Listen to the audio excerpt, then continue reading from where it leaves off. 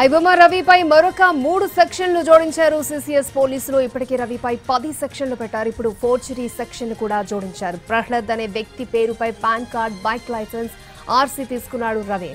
మరోవైపు రెండో రోజు రవిని కస్టడీలోకి తీసుకోనున్నారు. ఇవాళ కూడా కీలక సమాచారం రాబట్టేందుకు ప్రయత్నిస్తున్నారు. క్రిప్టో వాలెట్స్ వివరాలు, విదేశీ పార్ట్నర్ల వివరాలపై ఆరా తీనున్నారు.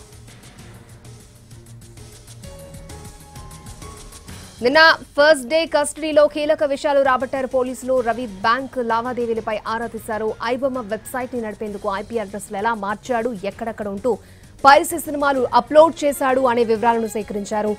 ఐబొమ్మ వెబ్సైట్ నుంచి మూవీ రూల్స్ కి రీడైరెక్ట్ కావడంపై కూడా క్వశ్చన్ చేశారు. హార్డ్ డిస్క్లకు పాస్వర్డ్లు ఉండడంతో రవి ద్వారానే వాటిని ఓపెన్ చేయించి ఎథికల్ హ్యాకర్స్ సాయంతో అనాలిసిస్ చేస్తున్నారు పోలీసులు. రవి వాడిన మొబైల్స్ పై కూడా వివరాలను సేకరించారు.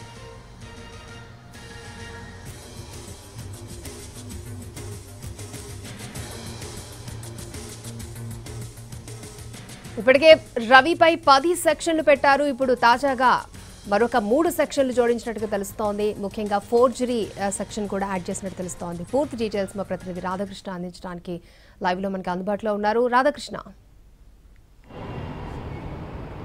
అక్షయ, 5 రోజుల కస్టడీలో భాగంగా ఇవాళ రెండో రోజు మరికొద్ది సేపట్లో ఐబొమ్మ వెబ్సైట్ నిర్వాహకుడు రవిని విచారించబోతున్నారు. ఎందుకంటే నిన్న దాదాపు 4 గంటల పాటు మాత్రమే సమయం పట్టింది అతన్ని చెంచల్గూడ జైలు నుండి తీసుకోవడం, ఆ తర్వాత అతనికి వైద్య పరీక్షలు చేయించి సైబర్ క్రైమ్ స్టేషన్కి తీసుకొని వచ్చే వరకే దాదాపు సమయం సగం వరకు కూడా గడిచిపోయింది. కేవలం నిన్న 4 గంటలు మాత్రమే విచారించారు. ప్రధానంగా నిన్న జరిగిన విచారణలో ఆర్థిక స్థితిగతులు, అలాగే అతని వెబ్సైట్కి సంబంధించిన ఆలోచన ఏ విధంగా వచ్చింది, ఎవరు చెప్తే ఈ వెబ్సైట్ని ఏర్పాటు చేశారు, అలాగే అసలు ఈ సినిమాలన్నింటినీ ఏ విధంగా డౌన్లోడ్ చేసుకొని ఐబొమ్మలోకి అప్లోడ్ చేశాడు, వీటన్నిటికి సంబంధించిన సమాచారాన్ని మాత్రమే రాబట్టారు. ఇవాళ రెండో రోజు చాలా కీలకంగా ఉండబోతుంది. అసలు ఈ నెట్వర్క్కి సంబంధించిన అంశాలతో పాటుగా సర్వర్లు, ప్రధానంగా ఇప్పటివరకు 21,000 సినిమాలు రవి దగ్గర ఉన్నట్టు కూడా గుర్తించారు. కాబట్టి అధికారులు ఏ సర్వర్లలో ఈ సినిమాలను అతను నిక్షిప్తం చేసి ఉంచాడు, ఆ సర్వర్లన్నీ కూడా ప్రస్తుతం విదేశాల నుండి మెయింటైన్ చేస్తున్నట్లుగా అధికారులు ఇప్పటికే గుర్తించి ఆ వివరాలను కూడా చెప్పారు. అమెరికాతో పాటు నెదర్లాండ్ లాంటి దేశాల్లో కొన్ని సర్వర్లలో వీటిని ఉంచడం జరిగింది. అక్కడి నుండి అతనికి సంబంధించిన వాళ్ళు వీటిని మెయింటైన్ చేస్తూ వస్తున్నట్లు కూడా ఇప్పటికే గుర్తించడం జరిగింది. ఈ సర్వర్లనే గుర్తించే ప్రయత్నం ఇవాళ చేయబోతున్నారు. ఎందుకంటే ఇప్పటికే ఐబొమ్మ 1 అనేది ఒకటి ఇప్పటికే ప్రత్యక్షమైంది.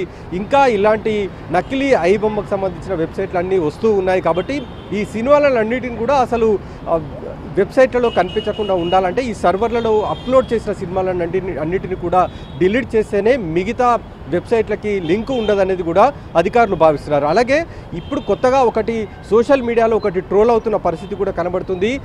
ఒక జాతీయ బ్యాంకుకు సంబంధించిన లైఫ్ ఇన్సూరెన్స్ పోర్టల్కి ఐబొమ్మకు సంబంధించిన లింకుని కనెక్ట్ చేసినట్లు కూడా గుర్తించడం జరిగింది.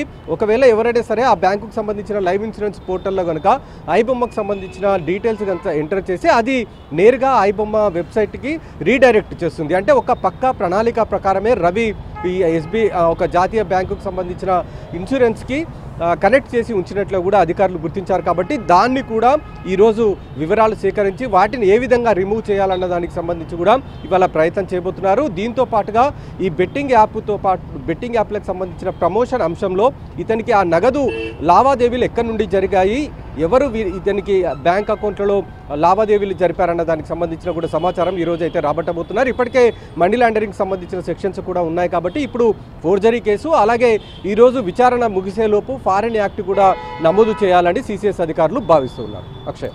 ఓకే రాధాకృష్ణ.